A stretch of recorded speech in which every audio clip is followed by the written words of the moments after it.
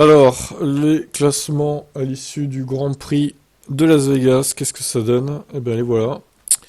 Verstappen, Perez, Hamilton. Alors, bon, Perez est assuré de finir deuxième, c'est fait. Hamilton est assuré de finir troisième. Il pourra pas être amarré par que ce soit Sainz ou Alonso. Ça, c'est plutôt un bon point. Bon, au final, même s'il n'avait pas été décu d'Austin, il n'aurait pas fini deuxième, hein. En fin de saison, Perez est quand même meilleur. Il était temps qu'il se réveille, remarque, avec sa voiture plus performante que la Mercedes. Bon, alors sinon, par contre, derrière, c'est plus serré, du coup. T'as Carlos Sainz et Alonso à égalité.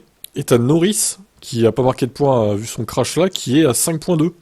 Donc, est-ce que Norris peut bouffer les deux à la fin? Potentiellement, hein. Mais à ne pas oublier non plus Charles Leclerc, qui n'est plus qu'à 12 points de Sainz et Alonso. Donc, il peut y avoir une lutte intéressante pour la P4 à Abu Dhabi. Ça peut être intéressant à suivre. Bon, après, c'est que pour une P4, vous me direz, c'est pas non plus la folie. Bon, il y en a un autre qui est assuré de finir loin, c'est George Russell. Il finira 8ème, même s'il gagne Abu Dhabi, ce qui n'arrivera pas. Du coup, voilà.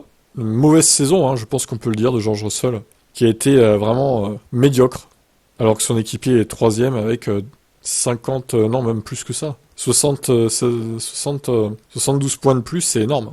C'est l'équivalent de 3 victoires quasiment. Oscar Piastri 9ème. Bon, il devrait finir 9ème, il n'y aura pas de souci a priori. Lance Stroll 10ème devant Pierre Gasly et Ocon. Bon, pour les deux Alpines, ça peut être assez chaud parce que là, Ocon a repris plein de points sur Gasly. Peut-être qu'il va le bouffer à Abu Dhabi. Ça va être intéressant à voir. Albon, Tsunoda, Bottas, Hülkenberg, Ricardo, Zhou. Bon, après, voilà, tout cela, je doute qu'il marque des points à nouveau. Alors, qu'est-ce qu'il y a comme enjeu au constructeur? Red Bull, Mercedes. Alors, oui, évidemment, pour la P2, ça va être très serré. Mercedes-Ferrari, le duel au sommet.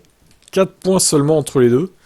Donc, George Russell, s'il te plaît, fais une bonne course, te prends pas de pénalité. Parce que là, on a vraiment besoin des deux voitures hein, pour marquer les points. Et j'espère que Lewis va pas rater ses qualifs, comme à Las Vegas aussi.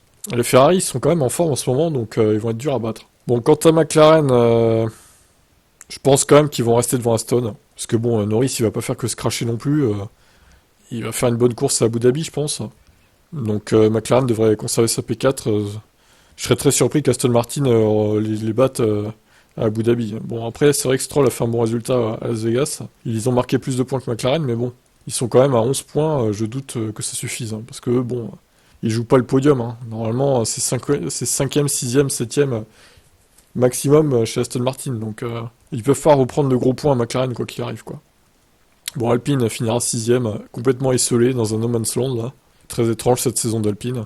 Dommage qu'ils se soient pas battus avec les autres pour la P4. Bon, ils étaient pas assez performants globalement. Williams, AlphaTauri, bon, ça devrait pas bouger non plus.